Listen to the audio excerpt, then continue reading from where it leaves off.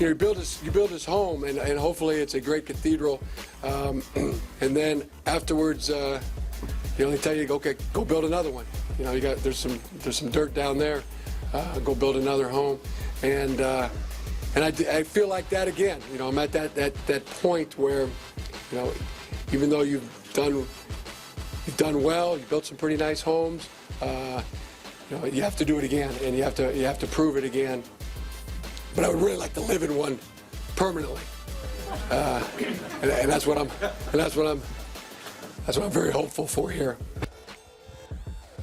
Welcome in to Red Corner, Blue Corner. It's Jake Butt. I'm Joshua Perry. We don't have a lot of time to get into all the things that we typically get into because we had huge news yesterday in the football world. The Jim Harbaugh watch is officially over. The former head coach of the University of Michigan is headed to be the head coach of the Los Angeles Chargers. And there was some sound that you just listened to from his introductory press conference. He talked about building these beautiful cathedrals, and he had done it multiple times in his career. But he wanted to build the one that he could stay in permanently. Right. Seems like a beautiful metaphor for what he wished his career could be at the University of Michigan, but now he's back in the NFL. I want to open it up to you just for your initial reactions here. I love leading you guys in with that audio right there, because a lot of the conversation is with this, and it is partly true. It's absolutely partly true that Jim Harbaugh would love to win a Super Bowl. You can count on one hand the amount of guys that have won a national title and a Super Bowl.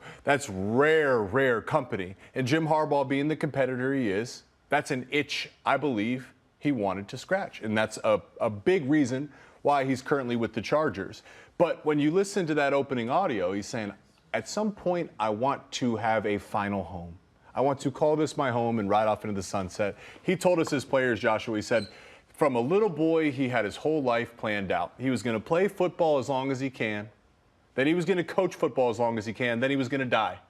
He told us that. As blunt as it could be, as only Jim Harbaugh could make it. His life is dedicated to this work.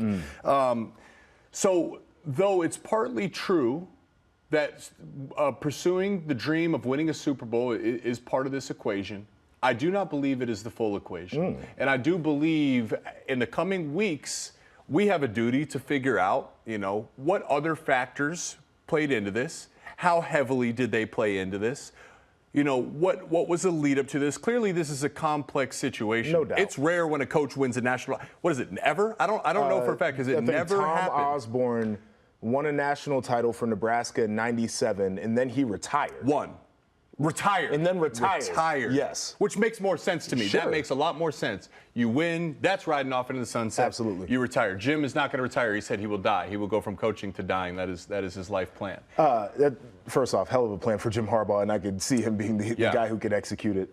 This is the interesting thing. You talked about the external factors, and I do believe it is true what you were saying about his desire to win a Super Bowl, and I think that he talked about that openly a couple of years ago, where there's that itch, and I understand that, because if there's one thing we do know about Jim Harbaugh, is he loves football, and he loves being a competitor, and he loves winning at the highest levels. And he's gotten close to getting a Super Bowl. Remember when he coached in the Super Bowl when he was in San Fran. This man was extremely close, and I know that it probably nags him.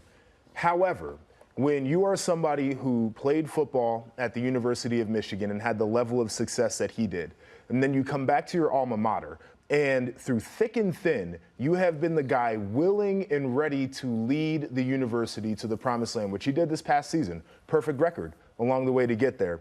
It's wild to me that a deal could not be struck here. And the thing that I start to do is I go back, and we can go back to Jim Harbaugh a couple years ago being in Minnesota on signing day, and people would indicate that this is a guy who's always wanted to go back to the NFL. You could look at last year, interview with the Broncos. This is a guy who wanted to go back to the NFL.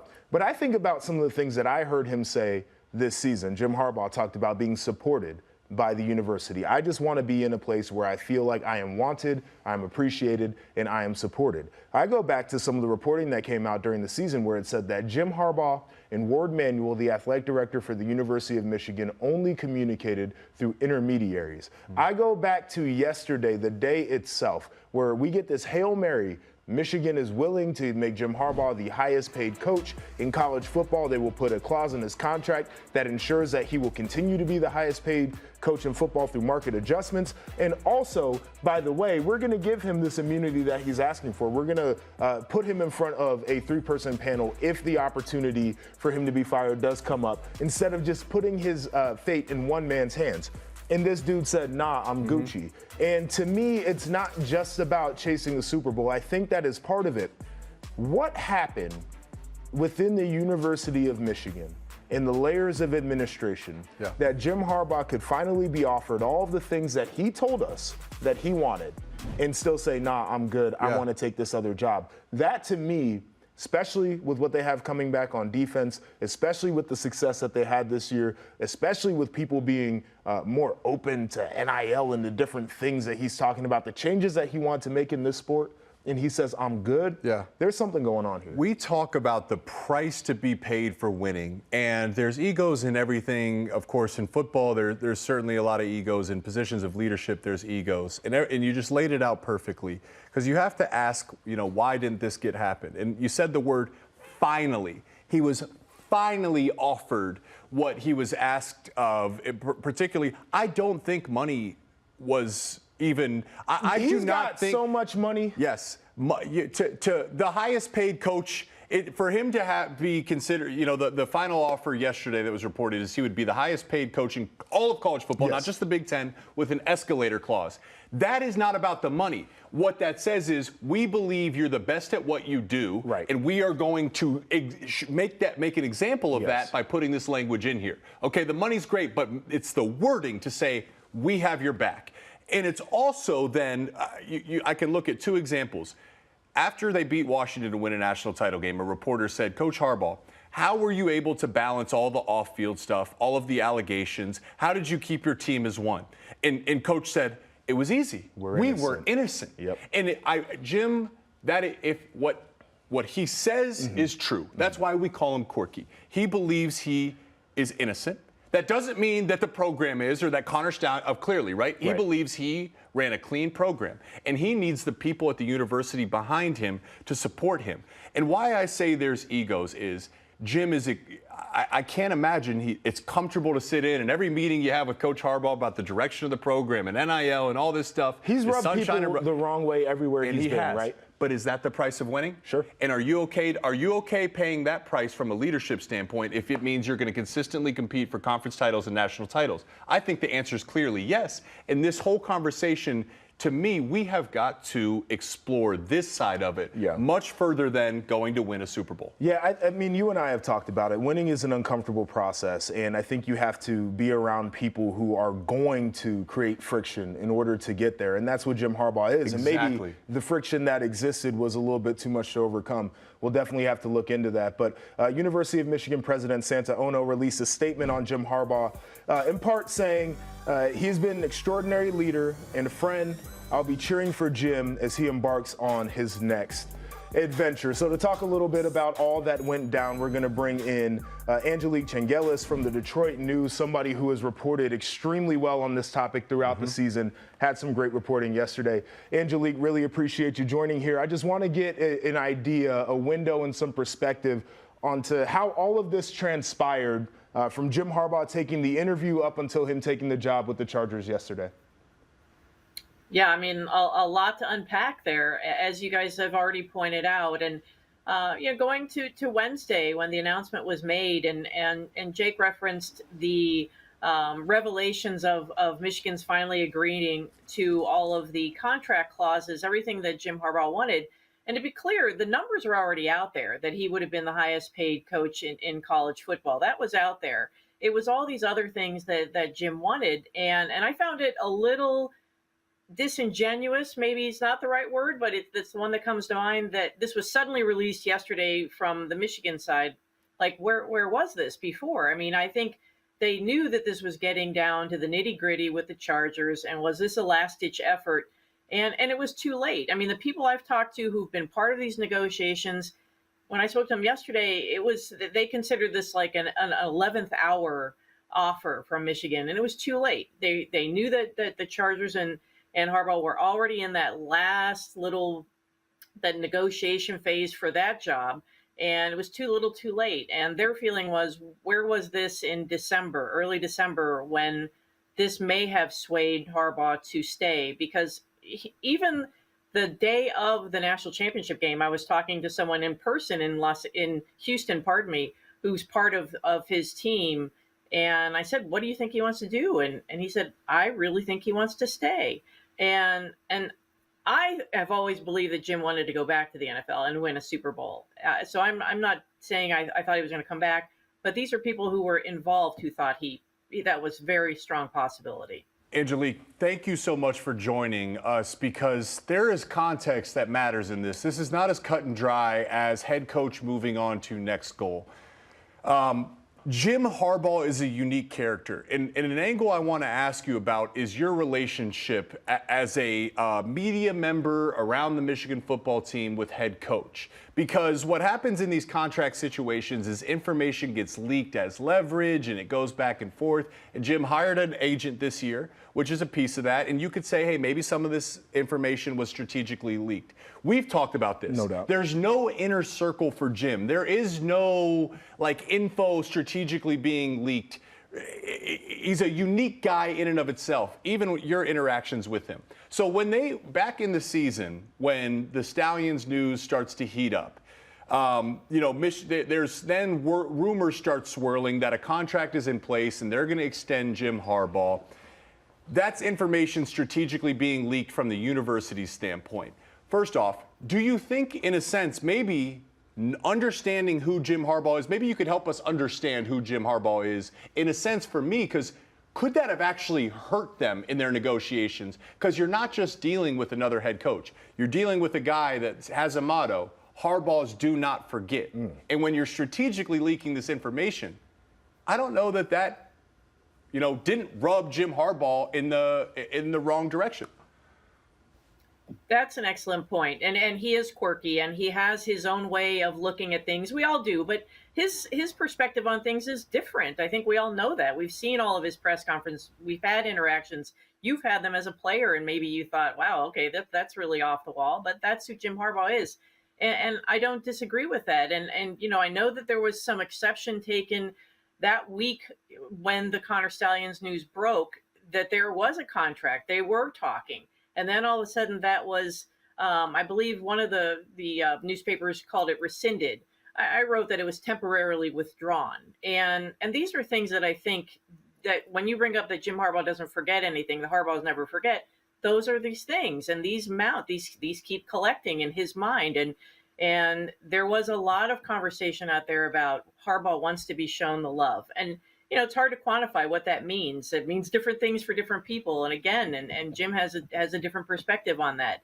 Was showing him the love, coming to the table from the very beginning, having his back when the Big Ten was coming after him before the Penn State game. Suddenly, they were going to go for a preliminary injunction hearing, and that was withdrawn all of a sudden, just a day and a half before that was supposed to happen. So I think all these things accumulate in his mind on top of dealing with NIL and top of dealing with the transfer portal.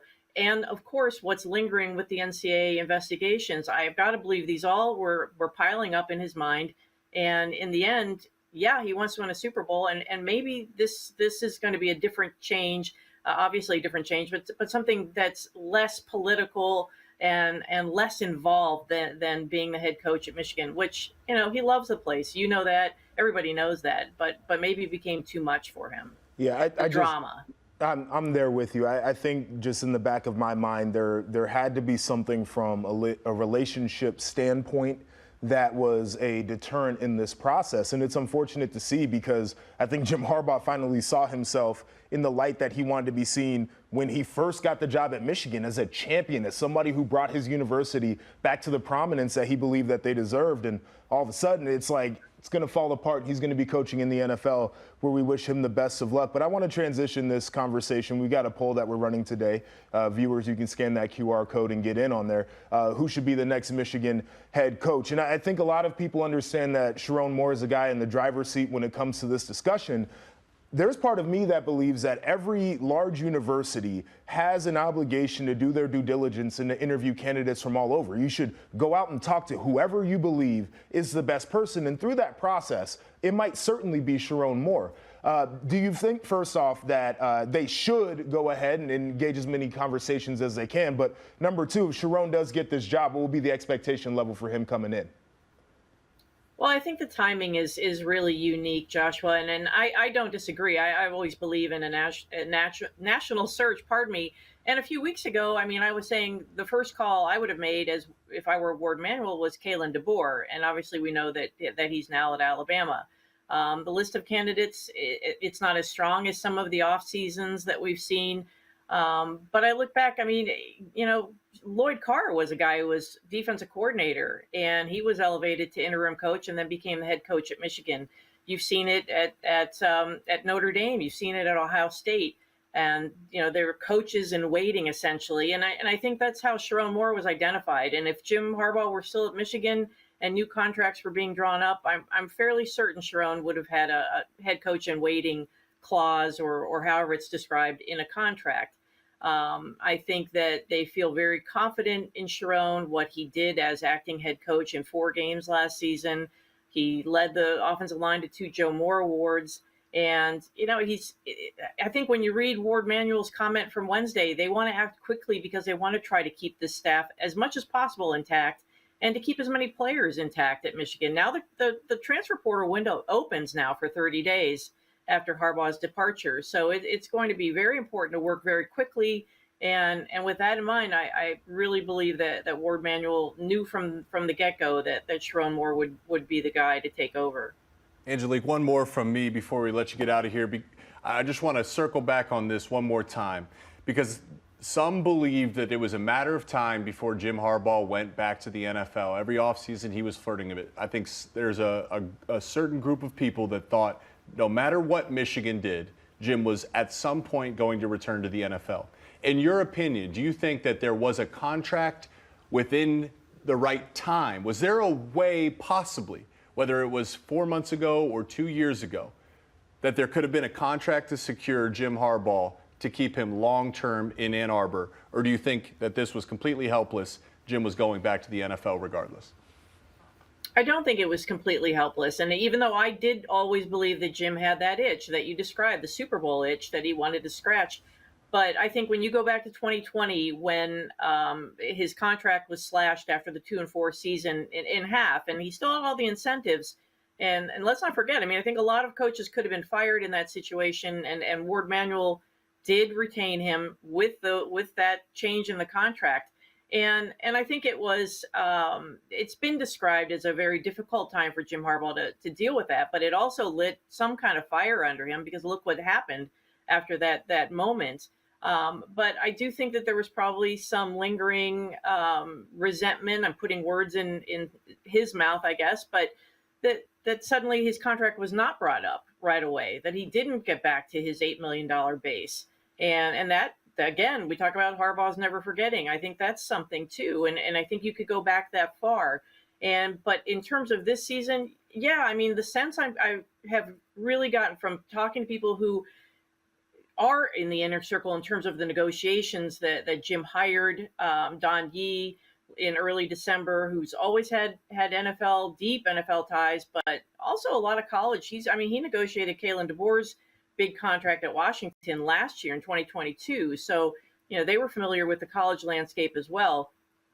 But I think if Michigan had come to the table and agreed to the immunity clauses earlier, I think that there would have been a chance. I really do, because I really think that Harbaugh loves Ann Arbor. He loves, you know, raising young kids here, and certainly loves the program and what it's meant to him. But at this stage, in the end, I just thought it was too good. It was too good for him to pass up. He's got the quarterback in place in Los Angeles, and he's got a chance to go after that last goal on his list.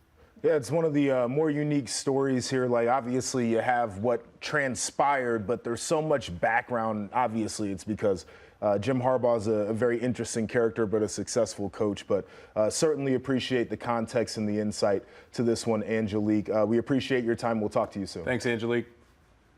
Thanks, Joshua. Thanks, Jake. All right, we're going to take our first break over here on Red Corner, Blue Corner. But coming up, we're going from the national champs to the runners-up. We'll get the latest from Washington as they get settled in under the Jedd Fisch era. That's in just a few. And later, Iowa football's offense is getting some much-needed help. Find out who's headed to Iowa City. That and more coming up next on Red Corner, Blue Corner.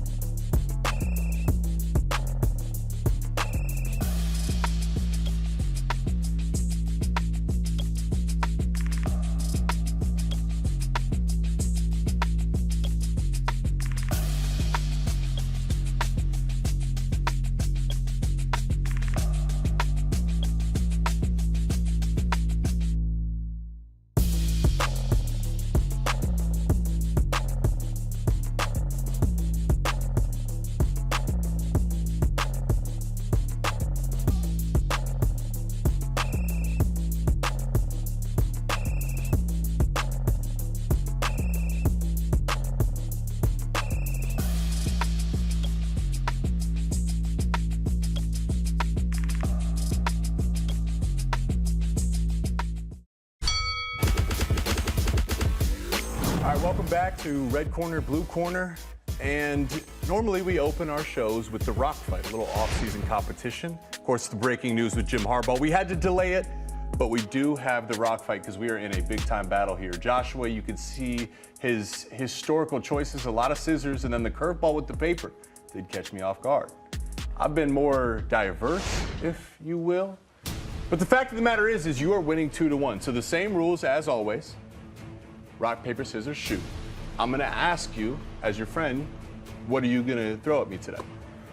You'll find out here in just a sec. Back to even odds, by the way. Yeah. All right. Why don't you start us off here? Oh, here we go. Rock, paper, scissors, shoot. Rock, paper, scissors, shoot. Here's the question, though. Here's the question: is it win by 2? First to 5. First to 5. First to 5. All right. Get us into our topic.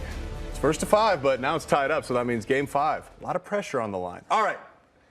Let's check in on the team that Michigan beat in the title game. Of course, we're talking about the Washington Huskies. They got some good news as quarterback Will Rogers is withdrawing from the transfer portal and staying with the Huskies. Rogers is second in SEC history with over 12,000 passing yards in 4 years at Mississippi State. Really one of the more decorated passers in SEC history. I mean, Joshua, what does this mean for Jedd Fisch and the Huskies? Got you a gunslinger, right? I think that there was a push early on when Jedd Fisch took the job at Washington to go get Noah Fifita, who was a quarterback there at Arizona, who under-recruited guy. Not a lot of people knew about him, had a hell of a year last year. And the Arizona people are like, nah, you don't get to just take your guys with you like that. And I think they probably offered the kid an NIL bag, and he stayed. And so Jedd Fisch had to pivot to Will Rogers and maybe said, this wasn't my first selection for a quarterback, but I need a guy on roster. This guy wanted to be at Washington, obviously saw the vision that Kalen DeBoer had built, but what Jedd Fisch is probably telling people, he's going to continue there at Washington and ultimately solidified a very important position in the quarterback with a guy who has played a ton of reps throughout his career. So I think this is good for Washington to say, at least we got a veteran dude who we know has played really good ball in his past, and he is locked up for us for this year. Period. And, I think it's a smart move by Will Rogers to stay, and part of this is situation matters. In real estate, we say location, location, location. For quarterbacks, we say what's the fit, what's the system, what's the head coach. And Jedd Fisch is a mastermind in terms of calling plays. At Michigan, our passing offense in 2013 and 2014 struggled, and I don't even think that's fully grasping where we were at. And then Jim Harbaugh comes in and he brings Jedd Fisch to coordinate our passing game. I can tell you from my own personal experience, he has a brilliant football mind. Went around the block a little bit, and then what he did leading up to his current role with Washington was help develop and install an excellent passing attack. So you can look at the history with Jedd Fisch when it comes to developing quarterbacks and having explosive passing attacks, and you could say, if you're Will Rogers, I'd feel really, really good about my current situation. Look at the difference from Bo Nix. His numbers at Auburn to Oregon almost improved his completion percentage by 20%. Sure. He added like 40 touchdowns without adding an interception. So just completely transformed who he is and how he's viewed as a quarterback prospect. I think that's the opportunity Will Rogers has out at Washington with Jedd Fisch as his head coach. Yeah, I think we've seen this a few times. You mentioned Bo Nix. Michael Penix Jr. would be another guy where we can say career absolutely improved with the change of scenery and an offensive mind that was willing to invest. But now you start to look at the start of the Jedd Fisch tenure here, and you get your quarterback to come back. They've had some guys leave the program, but that was to be expected. Overall, solid in his start here, but what is priority number one as they really embark on the offseason? So as soon as we have the conversation about the quarterback, what benefited Penix last year was the weapons he had around him. Dillon Johnson was a 1,000-yard rusher. We talked a bunch about Rome Odunze, who I can make the case he's a better wide receiver across the board than Marvin Harrison Jr. You can have the conversation. No disrespect to Marv. It's more just talking about how great Odunze was. They're also losing Jalen Polk. So they're losing a lot of weapons. They're losing their top three receivers, their starting running back. So you get the quarterback, but then the question is who are you going to surround him with? So I don't think that means you go out and get guys. I think what you do right now and what you'll do through spring, evaluate where you're at. I believe the system that Jedd Fisch runs is going to elevate everybody's talent.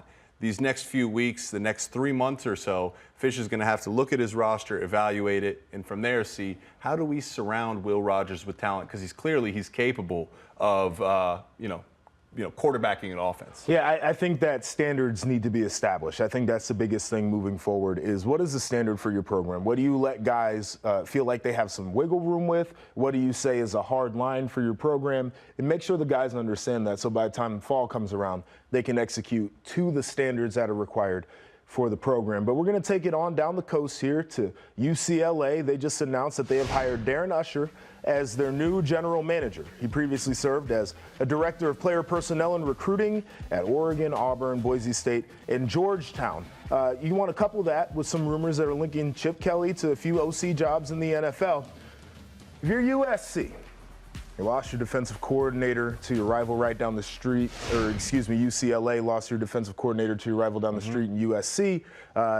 Chip Kelly didn't know if he was going to make it out of the season anyway. Now that he made it to the offseason as a coach, reports that he's linked to some NFL jobs. How worried should UCLA fans be at the moment? Worried is an interesting word. It depends on their expectations for the program. It depends how they view themselves. Chip Kelly, in terms of just a name, that'll wake you up. If you're a recruit and your phone starts ringing and it says Chip Kelly, particularly if you're on the offensive side of the football, you say, I want to go play for you. He's another brilliant football mind. But there's another piece of this too, is Chip Kelly, not a big-time recruiter. He's not. You know, you look at his recruiting classes, it's not a hyper prioritization for him, which is obviously important to winning in the current college football landscape. It all comes back to expectations to me. If you think UCLA is going to compete for a conference title year in, year out, you will be disappointed. But, you know, if Chip Kelly decides to move on, I think you got to think of a guy like a Greg Schiano, like a long-term play that can stabilize your program. It's going to be challenging to win there for the Bruins. All right, so you mentioned expectations, and I don't disagree with you. I don't think they're a perennial contender as they head into the Big Ten. I'll give you mine, and I want to see if this lines up for you. As I look at UCLA as currently constructed, they are a middle-of-the-pack Big Ten team. That's exactly what I see them as. They're not Oregon. We don't know what Washington's going to be, but they're not what Washington was. USC, I think a lot of people believe can be competitive because they can run up points. You get to the Ohio States, the Michigans, the Penn States of the world. Can a program like Wisconsin, Nebraska take a step forward? And I feel like UCLA is just kind of right there, middle of the pack. You know they're not going to bottom feed. They're going to be better than what you would typically expect from a Rutgers or a Northwestern or Indiana, but you're not talking about them with Oregon and Michigan and Ohio State. Right.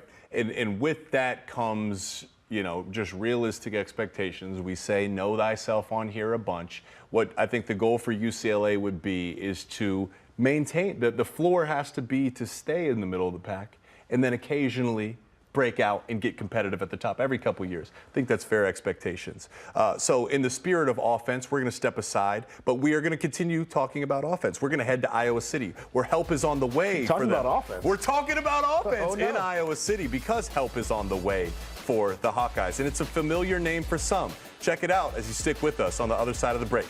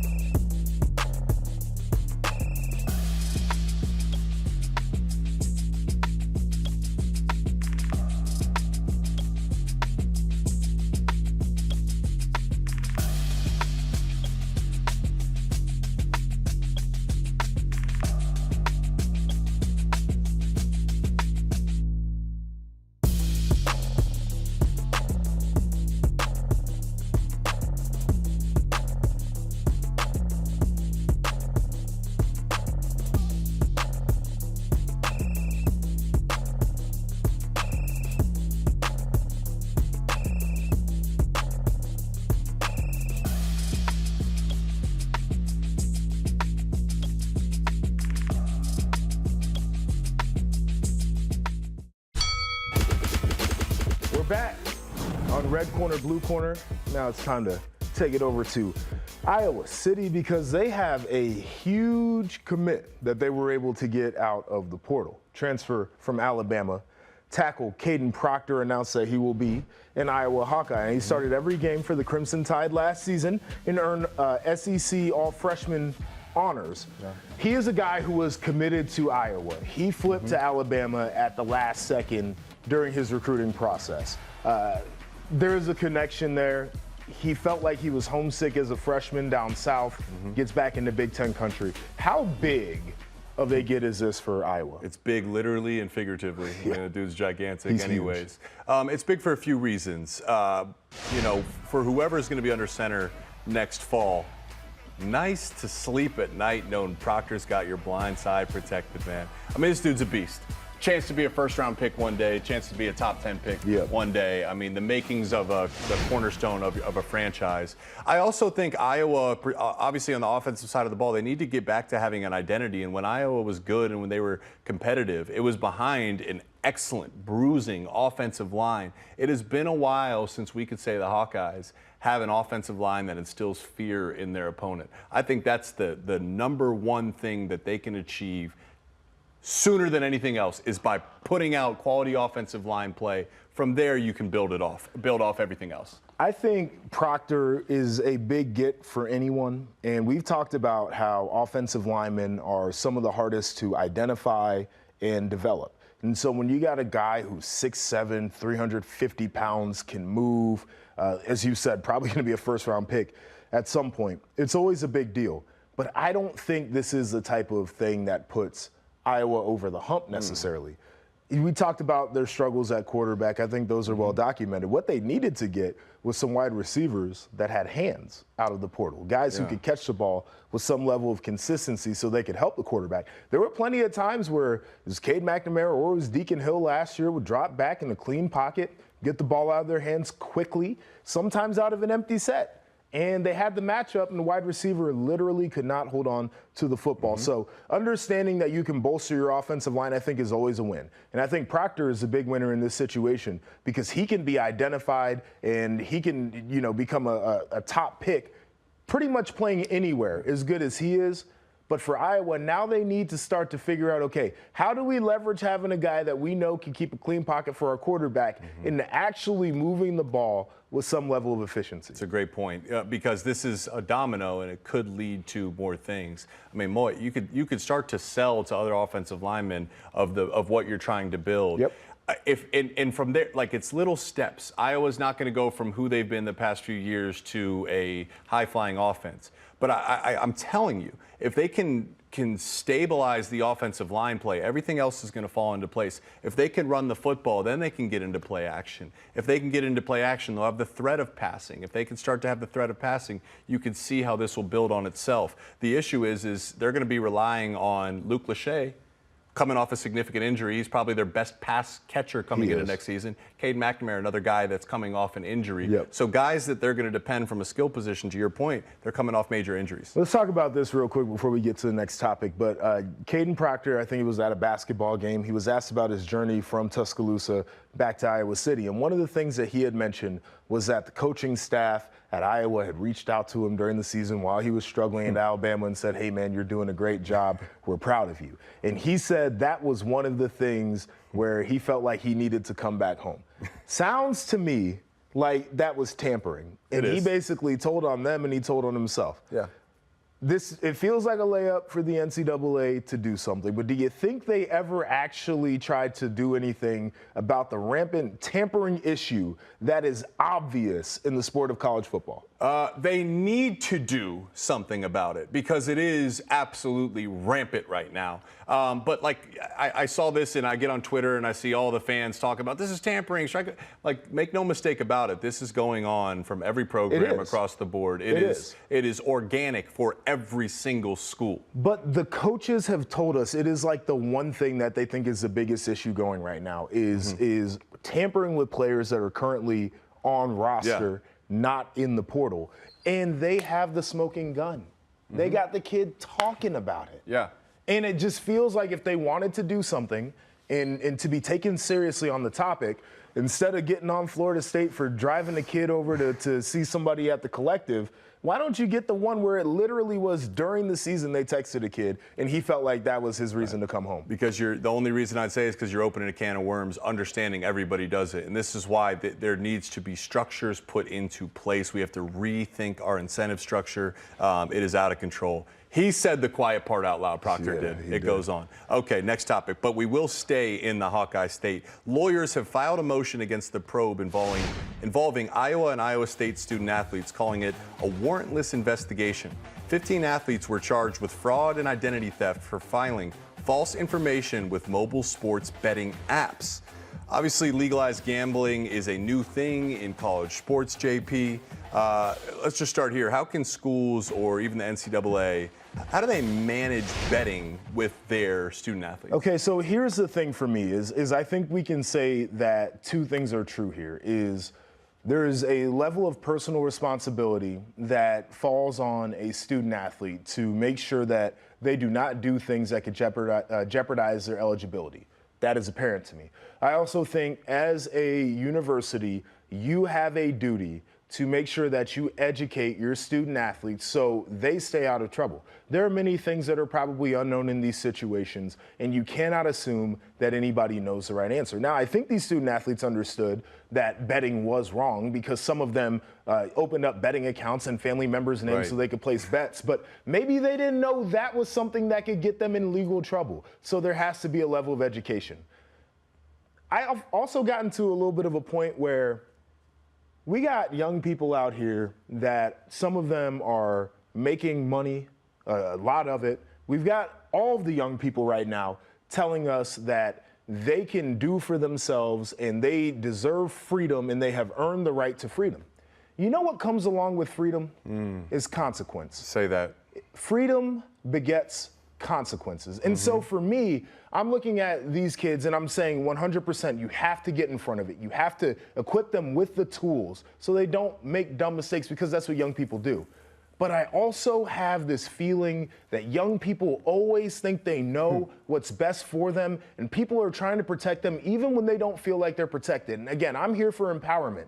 But when you're empowered, you got to wear it when you make a mistake, and that's what's going to happen with some people now. Yeah, with freedom comes personal responsibility and consequences. There's consequences for good action and bad action. Our director of player personnel in Denver, Ray Jackson, he said, everyone's free to make your choices. Just understand there'll be consequences. We are living through the destigmatization of sports betting. Yeah. 15 years ago it was a taboo topic. Now you can't go through a single commercial break without talking about sports betting. It's ingrained everywhere, and it's accelerating at this point. So I do think the teams, the NCAA, I would imagine the sports books have some responsibility in this to very clearly define the lines and the boundaries. And then at that point, it's back to what you said, JP. It's personal responsibility. Coaches, staff, sports books, university programs. Everybody. You define it. You lay it out. You did your part. Then on the players, there will be consequences for your actions. Don't toe the line. And most of the time, you're losing on sports betting anyway. So good luck to you. Okay, that's enough of that. That's enough of this segment because we are going to step aside for a break. But on the other side, Utah is headed to the Big 12, and they're hoping to break the bank and take over the conference. We'll let you know the money amount associated with that. Check it out next on Red Corner, Blue Corner.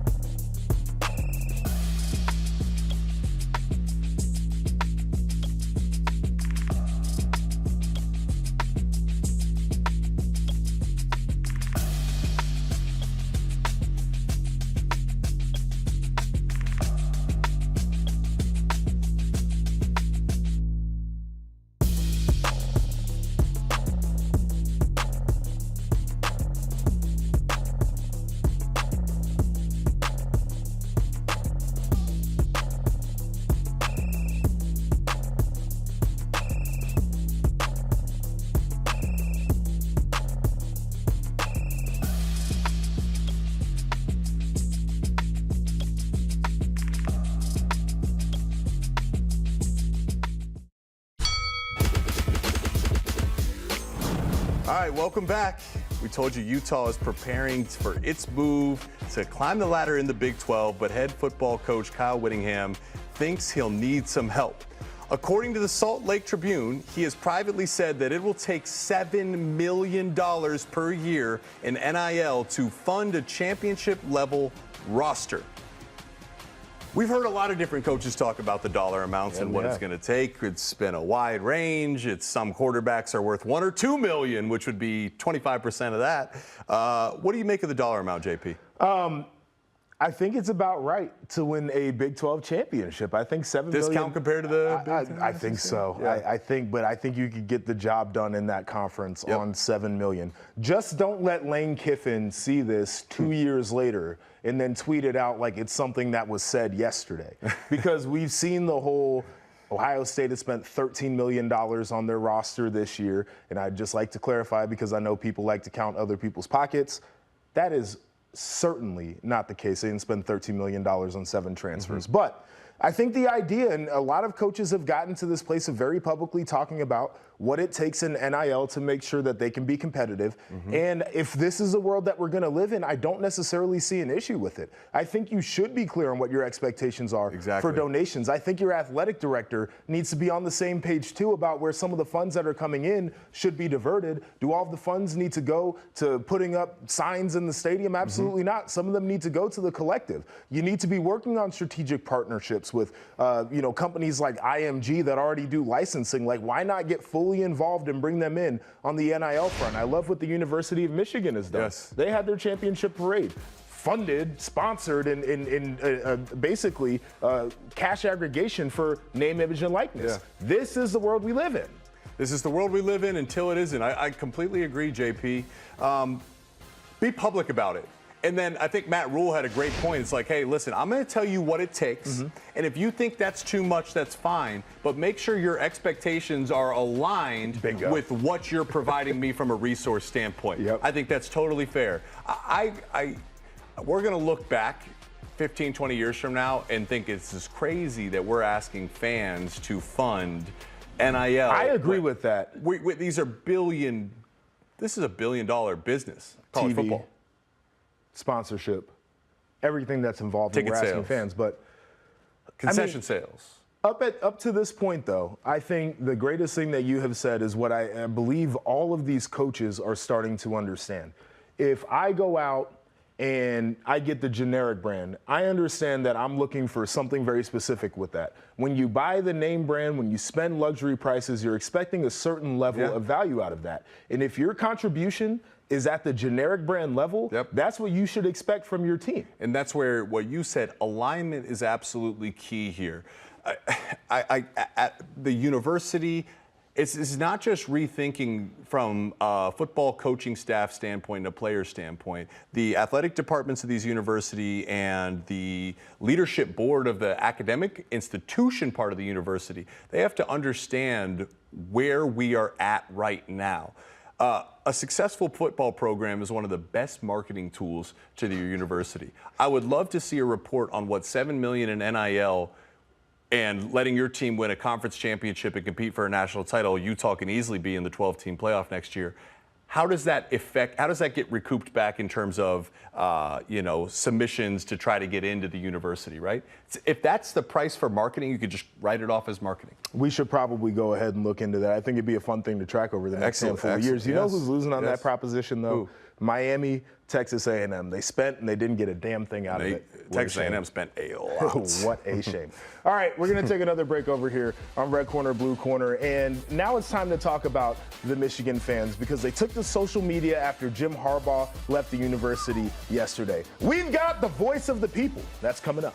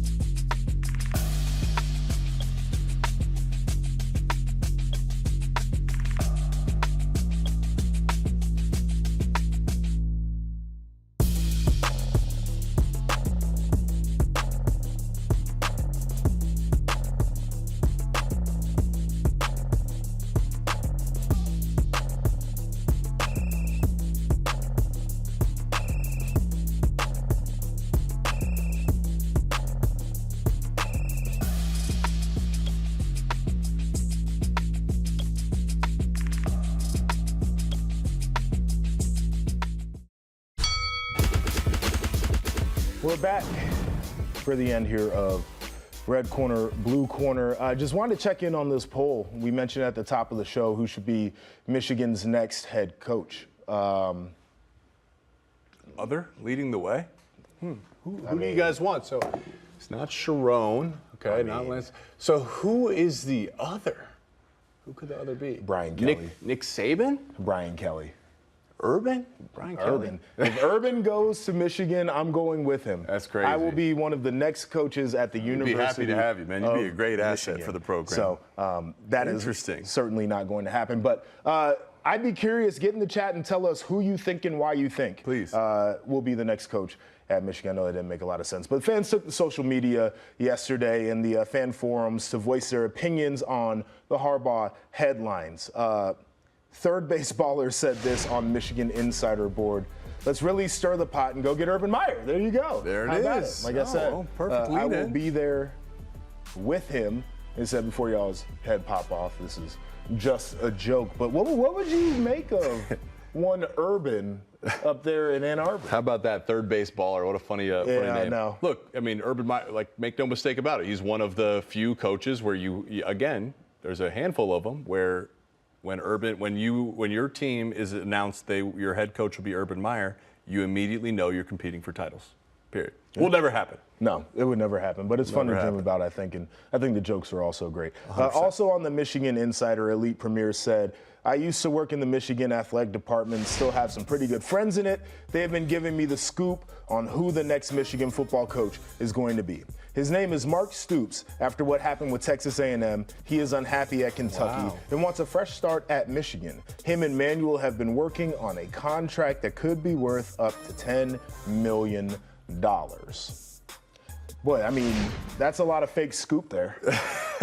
That would be completely out of left field. I love the message boards. Message boards are great. Also, feels like Stoops would want a little bit more money because he's making like $9 million a year already at Kentucky with like no expectations. Right, that's a good gig. If I'm gonna go somewhere with expectations, just won a championship, y'all need to give me 11 or 12. Man, I would be very interested to see the reaction to that. Yeah, it'd be a very, very very interesting one. interested. Okay, let's take it over to Twitter. GoBlue445 said, looks like the NCAA and Ward won.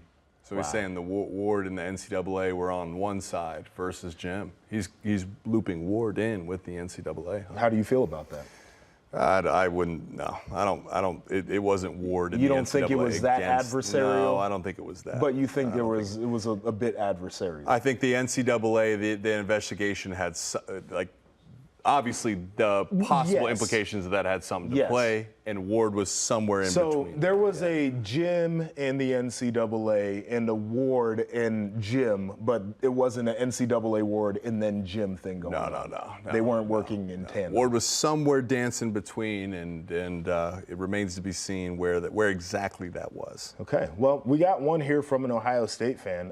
Brutus Stark said, the only man with moral integrity at UN. When the world demanded he forego that integrity, he stood on business.